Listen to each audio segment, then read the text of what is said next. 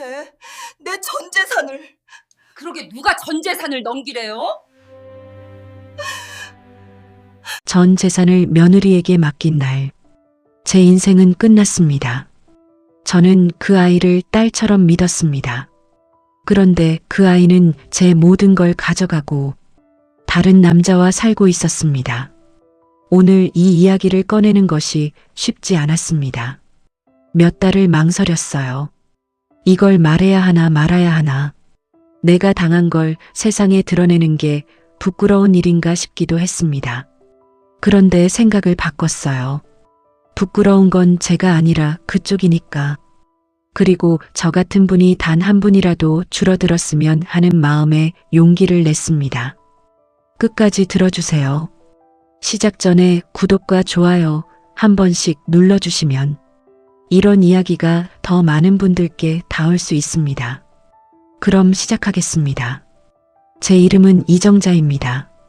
올해 72입니다. 서울 외곽에 작은 건물 하나를 가지고 있었습니다. 남편이 살아있을 때 평생을 모아 장만한 건물이었어요. 남편이 세상을 떠난 뒤 저 혼자 그 건물을 관리하며 월세로 생활해 왔습니다. 넉넉하진 않았지만 부족하지도 않은 삶이었어요. 그 건물이 어떻게 마련된 건지 아세요? 저는 25에 결혼을 했습니다. 남편은 성실하고 착한 사람이었는데 몸이 좀 약했어요. 아들 성훈이가 초등학교 다닐 때부터 남편이 자주 아팠거든요. 그때부터 제가 생활을 거의 다 책임졌습니다. 남의 집 청소도 해보고 식당 일도 해보고 시장에서 채소 장사도 해봤어요. 안 해본 일이 없었습니다. 그러면서도 아들 학원은 끊지 않았어요. 내가 고생하는 건 괜찮은데 아이 교육은 시켜야 한다고 생각했거든요. 그러니 저한테는 뭘 살 여유가 없었어요. 겨울에 백화점 앞을 지나다 코트가 예뻐 보여도 그냥 지나쳤습니다. 이걸 사면 아들 학원비가 빠지니까. 여름에 선풍기 하나 더 사고 싶어도 참았어요. 덥긴 한데 이 돈을 모아야 하니까. 그렇게 30년 가까이 모아서 마련한 건물이었습니다.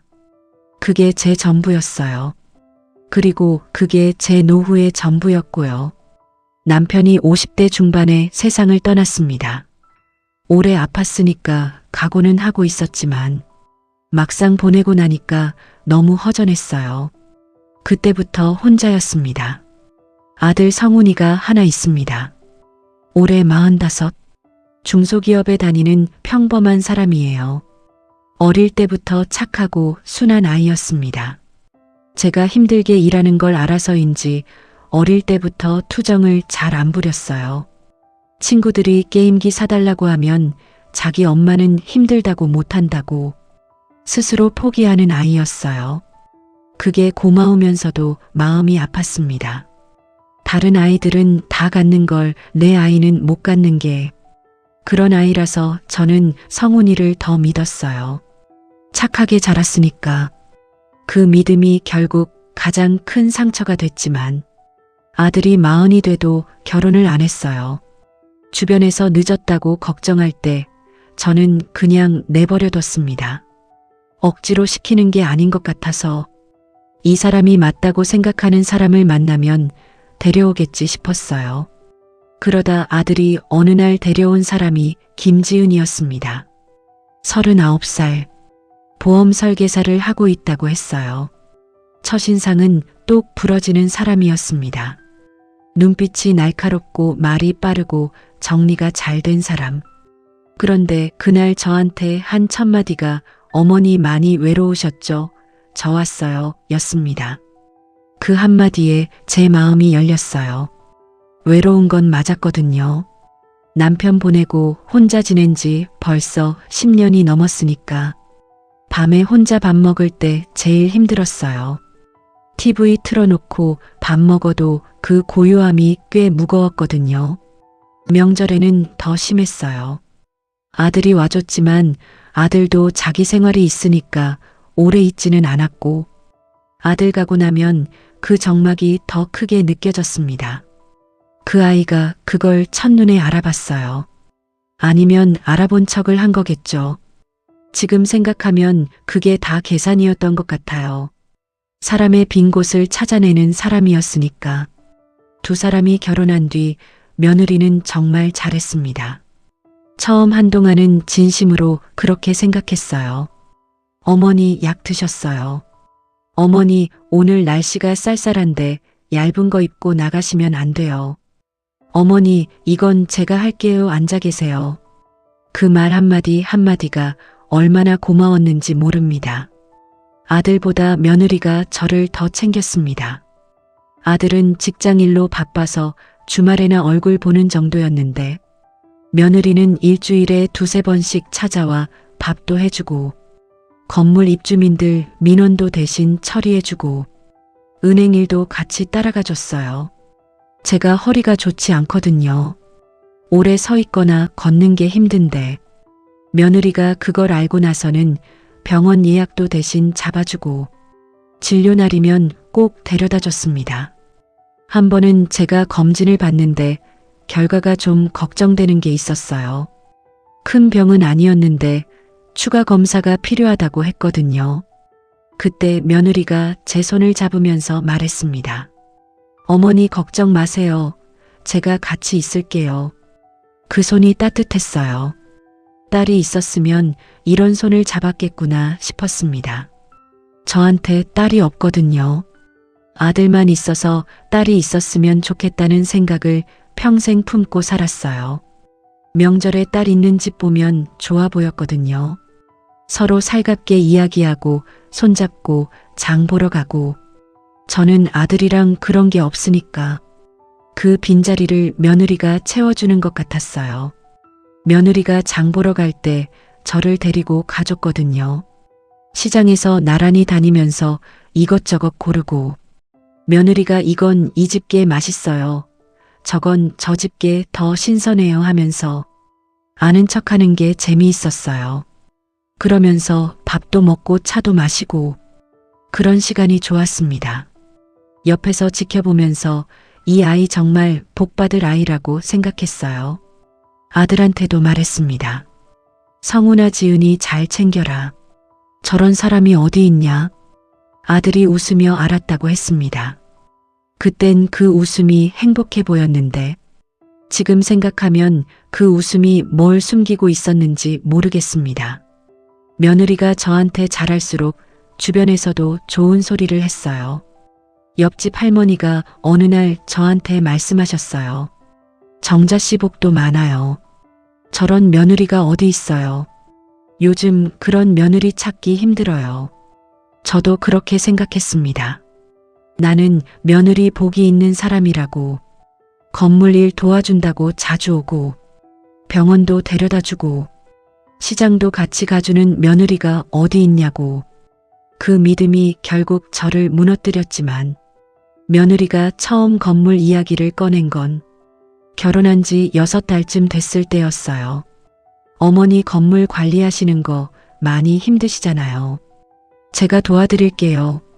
입주민 연락이랑 계약 갱신이랑 그런 거 제가 다 할 수 있어요. 어머니는 그냥 월세만 받으시면 되게 해드릴게요. 솔직히 그 말이 반가웠어요. 나이가 드니까 입주민 전화 받고 이런저런 문제 처리하는 게 귀찮다기보다는 몸이 버거웠거든요. 한 번은 1층 입주민이 배수구가 막혔다고 밤 10시에 전화를 했어요. 허리가 아파서 몸을 제대로 가누기도 힘든데 그 밤에 수리업체 수소문하느라 한숨도 못 잔 적이 있었거든요. 그러니까 며느리 말이 반가울 수밖에 없었어요. 그래서 그러라고 했습니다. 처음엔 정말 잘했어요. 입주민들 불만 사항도 빠르게 처리하고 계약 갱신할 때 제가 신경 안 써도 알아서 다 챙겼습니다. 입주민 한 분이 나중에 저한테 말씀하셨어요. 사모님 며느리가 참 일 잘해요. 우리가 연락하면 바로바로 처리해줘요. 그 소리를 들으면서 저는 뿌듯했습니다. 내가 며느리를 잘 봤구나 싶었어요. 건물 일을 맡기고 2달쯤 지났을까요? 며느리가 다시 이야기를 꺼냈습니다. 어머니 월세 통장을 제가 관리하면 더 편하실 것 같아요. 지금 입금되고 나가고 하는 게 복잡하잖아요. 제가 한눈에 볼 수 있게 정리해 드릴게요. 그때도 저는 고맙다고 생각했습니다. 며느리가 보험 일을 오래 해서 그런지 돈 관련된 건 저보다 훨씬 잘 아는 것 같았거든요. 그 아이가 가져온 정리된 표들을 보면 항목별로 깔끔하게 나눠져 있고 한눈에 들어오게 정리가 돼 있었어요. 나는 저렇게 못하는데 싶었습니다. 통장 도장을 넘겼습니다. 그것이 시작이었어요. 지금 생각하면 그때 멈췄어야 했어요. 건물 관리까지는 그렇다 치더라도 통장은 넘기면 안 됐는데 통장은 제 숨통이었거든요. 그게 없으면 제가 아무것도 할 수 없는 거잖아요. 그걸 그때는 몰랐습니다. 며느리가 야무지고 믿을만하다는 생각만 했지. 그 통장이 제 전부라는 생각은 못했어요. 통장을 넘기고 나서 한 달, 두 달은 아무 이상이 없었습니다. 며느리가 매달 정리된 내역을 프린트해서 가져다 줬어요. 이번 달 월세 얼마 들어왔고 관리비 얼마 나갔고 순수익이 얼마라고 깔끔하게 정리된 표를 보면서 저는 오히려 감탄했습니다. 내가 직접 할 때는 이렇게 정리가 안 됐는데 이 아이 정말 야무지다 싶었어요. 그런데 여기서 제가 실수를 한 거예요. 직접 확인을 안 했습니다. 며느리가 가져다 주는 표만 보고 그게 다라고 생각했어요. 통장을 직접 들고 은행에 가서 명세표를 뽑아볼 생각을 한 번도 하지 않았습니다. 며느리가 가져다 주는 표를 믿었으니까 그 표가 실제와 다를 수 있다는 생각을 못했어요. 그 아이를 그 정도로 믿었으니까 지금 생각하면 그게 제 가장 큰 실수였어요. 그러다 어느 날 며느리가 또 이야기를 꺼냈습니다. 어머니 건물 1층 상가 계약이 곧 만료되는데요. 이번에 재계약할 때 명예 문제로 어머니가 직접 오셔야 해요. 그런데 앞으로 계약 관련해서 제가 대리인으로 처리할 수 있으면 어머니가 번거롭게 왔다 갔다 안 하셔도 될 것 같아서요. 위임장이요.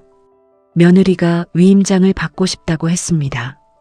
저는 잠깐 망설였어요. 그래도 위임장은 좀.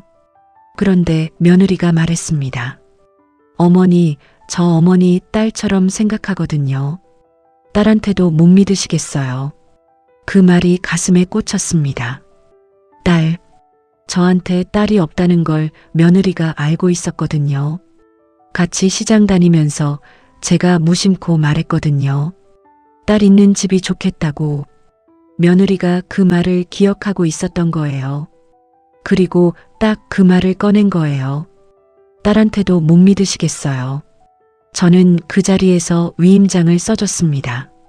사인을 하고 도장을 찍으면서 이 아이가 내 딸이 되는 것 같아서 눈물이 날 것 같았습니다. 그때 그 눈물의 의미가 뭔지를 몰랐어요. 나중에 생각해 보니까 그 눈물은 기쁨의 눈물이 아니었던 것 같아요. 무언가를 잃는 사람의 눈물이었던 것 같습니다. 그걸 그때는 몰랐어요. 위임장을 넘긴 뒤로 한동안은 달라진 게 없었습니다. 며느리는 여전히 잘 왔고 여전히 챙겨줬고 저는 여전히 그 아이를 딸처럼 생각했어요. 명절에는 제가 좋아하는 음식을 직접 만들어 왔고 제 생일에는 작은 케이크를 사왔어요. 아들이 생일을 깜빡한 적도 있는데 며느리가 기억해서 챙겨줬을 때는 정말 이 아이가 고마웠습니다. 어머니 생일이잖아요. 혼자 계시면 너무 외로우실 것 같아서 왔어요. 그러면서 케이크 앞에서 같이 사진도 찍었어요. 그 사진이 아직 제 핸드폰에 있습니다. 지워야 하는데 손이 안 가더라고요. 그 사진 속 며느리 얼굴이 너무 환하게 웃고 있어서 진짜로 좋아서 웃는 건지 연기를 한 건지 지금도 모르겠습니다. 그런데 위임장을 넘기고 반년쯤 지났을까요? 어느 날부터인가 며느리 오는 횟수가 줄었습니다. 주 23회 오던 게 주 1회가 됐고, 그 다음엔 격주가 됐고, 나중에는 연락이 와도 바빠서 못 온다는 말만 왔습니다. 처음엔 그러려니 했어요. 사람이 다 바쁠 때가 있지. 일이 많은가 보다 싶었습니다. 그런데 말투가 달라졌어요. 어머니, 제가 알아서 할게요. 어머니는 그냥 쉬세요. 제가 다 처리할 거니까 신경 안 쓰셔도 돼요. 처음엔 배려처럼 들렸던 그 말이 어느 순간부터 선 긋는 말처럼 들렸습니다. 내 일에 끼어들지 마세요. 그런 뜻처럼. 그리고 한 번은 제가 건물 입주민 한 분한테서 전화를 받았어요. 계약 갱신 관련해서 뭔가 내용을 확인하고 싶다고. 그래서 제가 며느리한테 물어봤더니 어머니, 그런 건 제가 다 알아서 했으니까 신경 안 쓰셔도 돼요. 자세한 내용이 뭔지 궁금하다고 했더니 어머니가 굳이 아실 필요 없어요 라는 말이 돌아왔습니다. 그 순간 뭔가 이상하다는 느낌이 처음 왔어요. 내 건물 계약인데 내가 아실 필요 없다는 게 무슨 말인가. 그런데 저는 또 그냥 넘겼어요. 며느리를 믿으니까. 이 아이가 처리하는데 내가 자꾸 끼어드는 게 오히려 번거롭게 하는 건 아닌가 싶었어요. 그래서 그냥 됐다고 했습니다.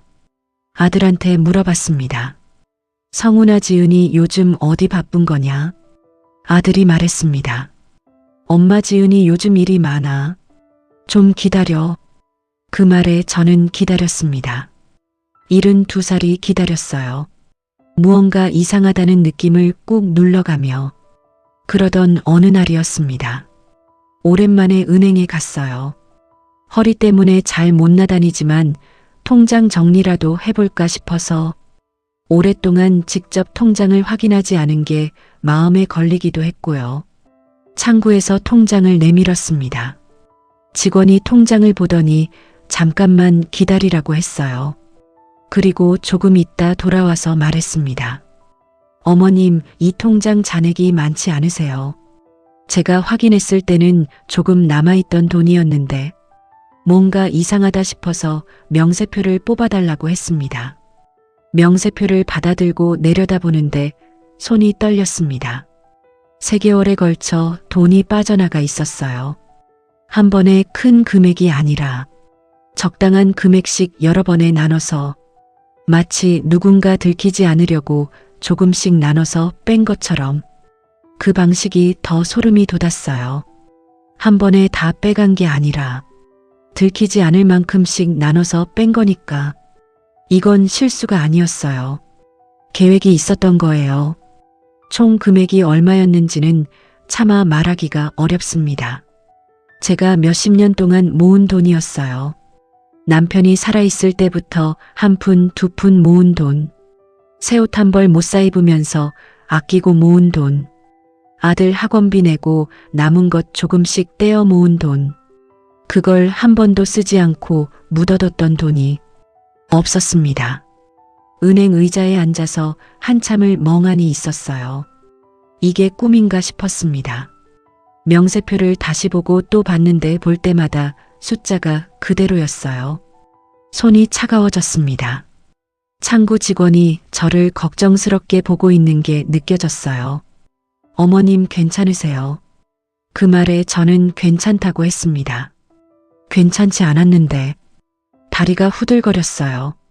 그 자리에서 바로 일어나지 못하고 한참 앉아 있었습니다.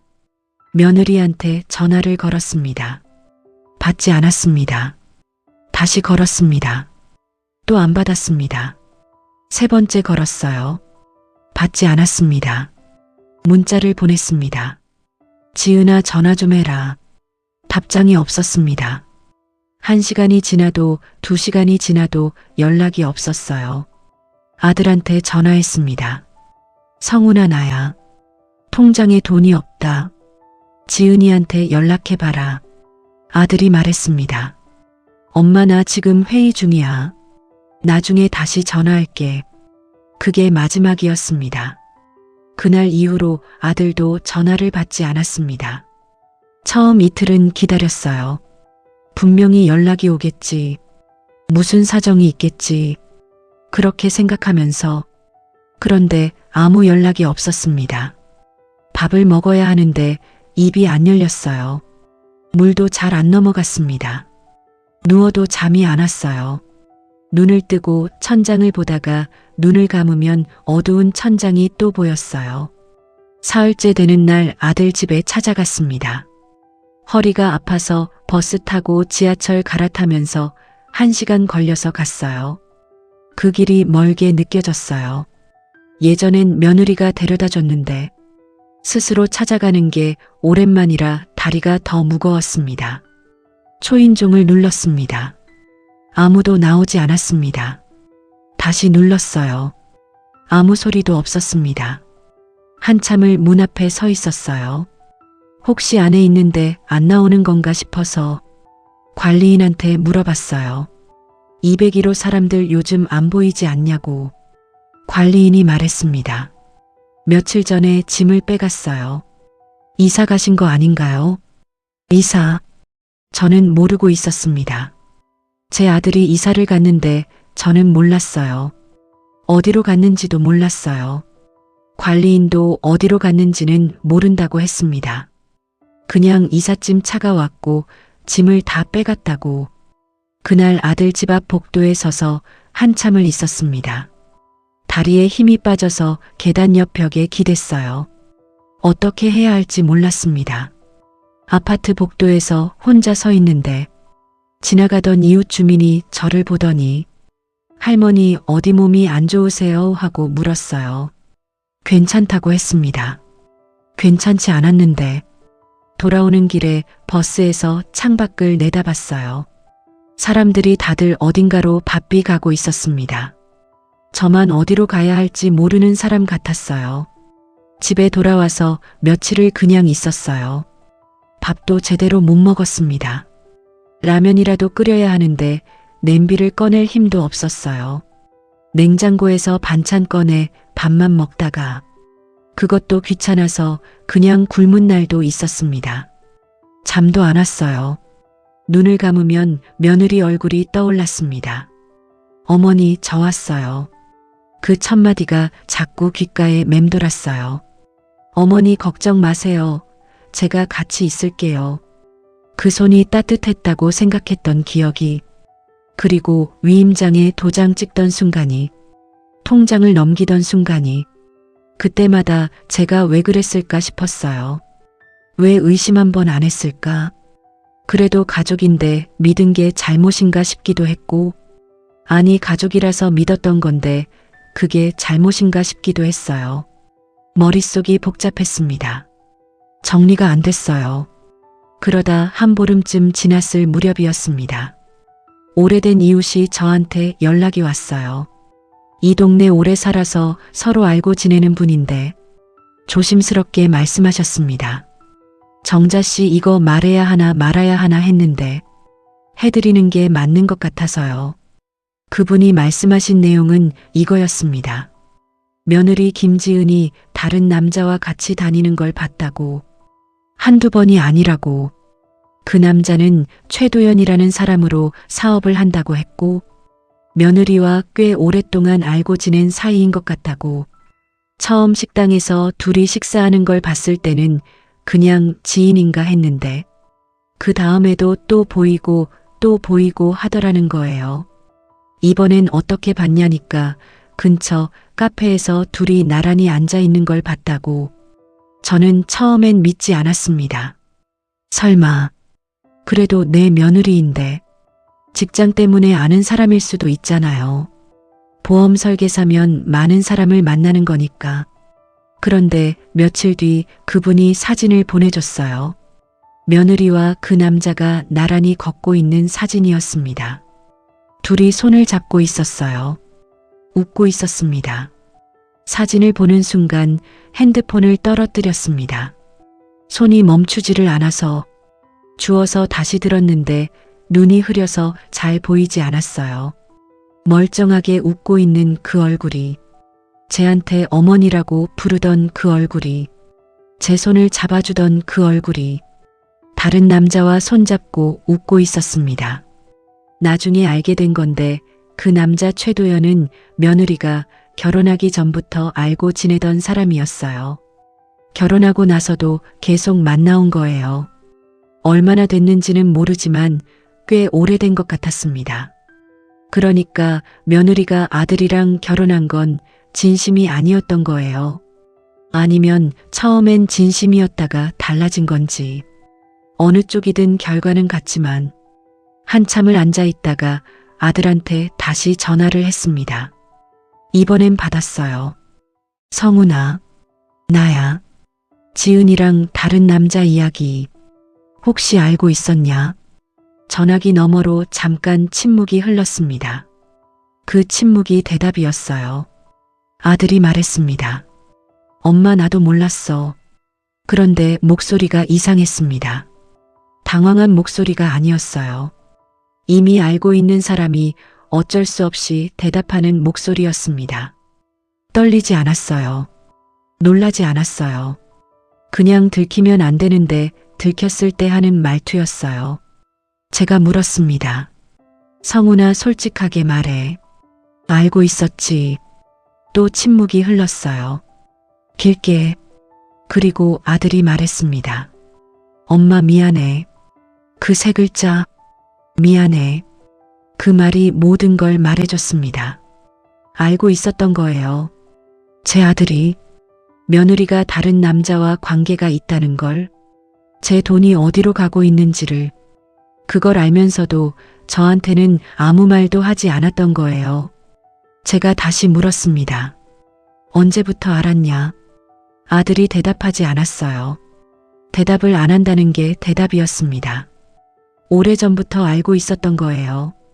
제가 며느리 칭찬할 때도, 저런 며느리가 어디 있냐고 할 때도, 딸 같다고 눈물 흘릴 뻔했다고 말할 때도 다 알고 있었으면서 성훈아 왜 말 안 했냐? 아들이 말했습니다. 말하면 엄마가 힘들어할 것 같아서. 그 말에 제가 더 기가 막혔습니다. 내가 힘들까 봐. 지금이 힘든 거랑 그때 힘든 거랑 어느 게 더 힘든 건지를 몰랐던 거예요. 아니면 알면서도 자기가 불편한 상황을 피하고 싶었던 건지. 전화기를 들고 한참을 그냥 있었습니다. 아들이 엄마하고 불렀지만 아무 말도 나오지 않았어요. 그냥 전화를 끊었습니다. 그리고 한참을 울었어요. 소리도 나오지 않았습니다. 그냥 눈물만 흘렀어요. 이 나이에 이런 눈물을 흘릴 줄은 몰랐습니다. 내가 뭘 잘못했길래. 그 말이 자꾸 나왔어요. 내가 뭘 잘못했길래 이렇게 됐나? 평생 자식 하나만 보고 살았는데, 그 자식이 이러는데 너무 억울했습니다. 그리고 너무 무서웠어요. 이제 어떻게 살아야 하나 싶어서, 혼자 이 나이에 어떻게 버티나 싶어서 그 무서움이 억울함보다 더 컸어요. 다음날 지인들한테 이야기를 털어놨어요. 다들 법적으로 해결해 보라는 말을 했어요. 소송을 해보라고. 변호사한테 가봤습니다. 이야기를 다 들은 변호사가 말했습니다. 위임장을 드린 거니까 어렵습니다. 법적으로 빼앗긴 걸 증명하려면 서류가 있어야 하는데 어머님이 직접 위임을 하셨으니까. 그 말이 2번 죽는 것 같았어요. 내가 내 손으로 써준 위임장이 내 발목을 잡을 줄 몰랐습니다. 그래도 포기하기 싫어서 다른 변호사도 만나보고 경찰에도 가봤어요. 결론은 비슷했습니다. 위임장이 있으면 사기로 입증하기가 쉽지 않다고, 돈을 뺀 것도 위임 범위 내라고 볼 수 있다고. 그 말을 들을 때마다 무너졌습니다. 내가 그 아이를 너무 믿었던 게, 그게 이렇게 돌아올 줄은 몰랐어요. 건물은 다행히 명의 이전이 완전히 된 건 아니었어요. 위임장으로 계약 처리는 됐는데 등기 이전까지는 안 됐던 거예요. 그래서 건물은 남아 있습니다. 하지만 통장에 있던 현금은 찾을 방법이 없었습니다. 변호사 비용이랑 이런저런 비용 쓰다 보니까 남아있는 현금도 얼마 안 됩니다. 지금 저는 건물 월세로 근근히 생활하고 있습니다. 예전 같은 여유는 없어요. 몸이 아프면 병원에 가야 하는데 병원 가는 것도 조금 부담이 됩니다. 예전에는 그냥 갔거든요. 이제는 이게 꼭 필요한 진료인가 한 번 더 생각하게 됩니다. 가끔 슈퍼에 가면 뭔가 사고 싶은 게 있어도 두 번 생각하고 내려놓게 되고요. 이 나이에 이렇게 살게 될 줄 몰랐습니다. 아들한테서는 가끔 문자가 옵니다. 엄마 잘 지내. 그 문자를 받을 때마다 뭐라고 답해야 할지 모릅니다. 잘 지낸다고 하자니 거짓말이고 못 지낸다고 하자니 더 말하기가 싫고 그냥 응이라고만 씁니다. 한 번은 아들이 전화를 했어요. 엄마 내가 잘못했어. 용서해줘. 그 말에 뭐라고 해야 할지 몰랐습니다. 용서를 해야 하나. 그런데 용서가 되지 않았어요. 알면서 모른 척 했다는 게 그게 너무 컸습니다. 그래서 아무 말도 안 하고 전화를 끊었어요. 나중에 아들한테 왜 말 안 했냐고 또 물어봤어요. 이번엔 아들이 다른 말을 했습니다. 엄마 사실 나도 몰랐어. 지은이가 그렇게까지 할 줄 몰랐어. 그런데 그 말도 믿기 어려웠어요.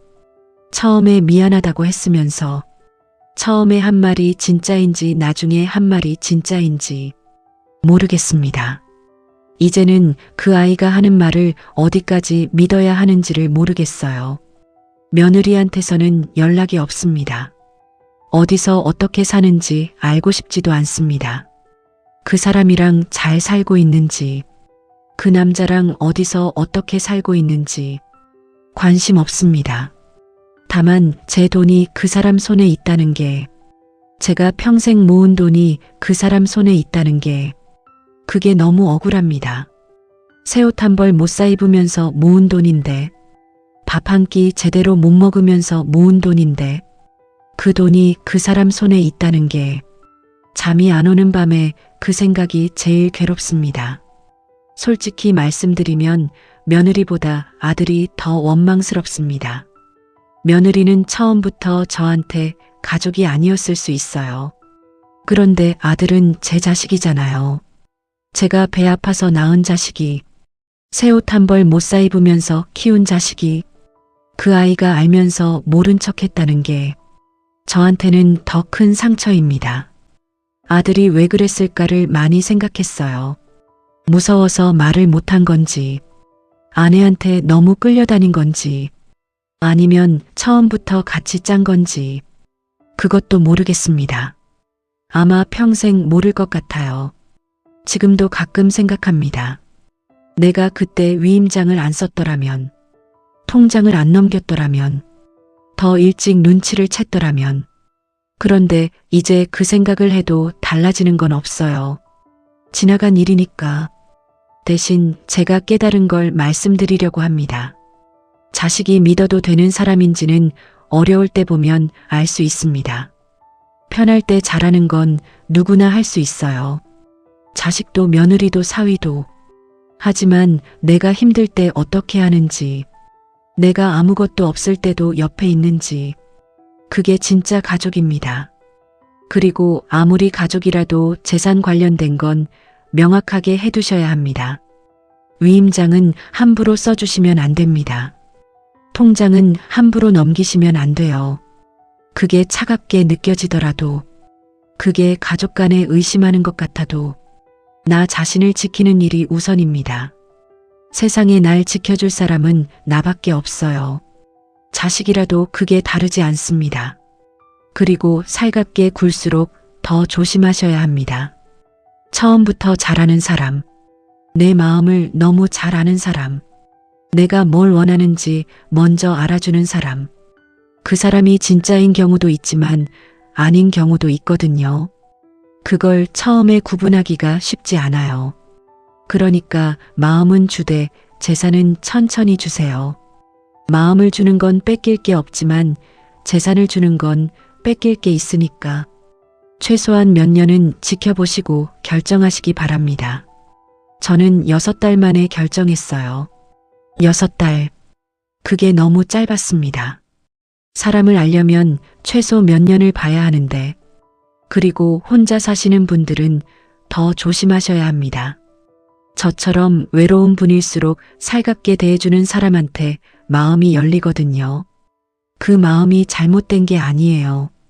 사람이 사람한테 정을 주는 건 자연스러운 거니까. 그런데 그 정을 이용하는 사람이 있어요. 외로운 걸 알고 거기에 맞춰 다가오는 사람이. 그런 사람을 조심하셔야 합니다. 며느리가 처음에 한 말 기억하세요.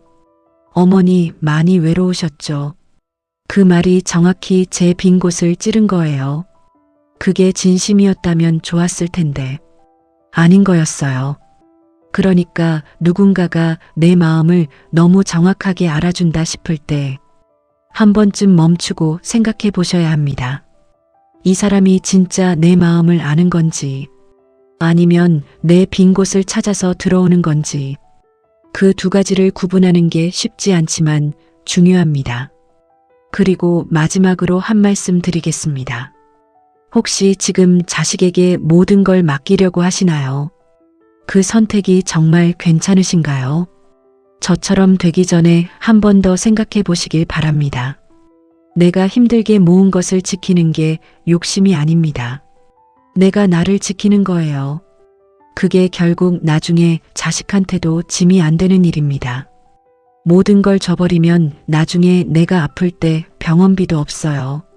나이 들수록 의료비가 얼마나 나가는지 아세요? 저는 지금 그게 제일 무서워요. 몸이 아프면 병원에 가야 하는데 그 돈이 없으면 어떻게 하나? 그 걱정이 요즘 제일 큽니다. 여러분은 그런 걱정 안 하셔야 합니다. 그러려면 내 것을 내가 지키고 있어야 해요. 아무리 믿는 자식이라도 재산만큼은 내가 쥐고 있어야 합니다.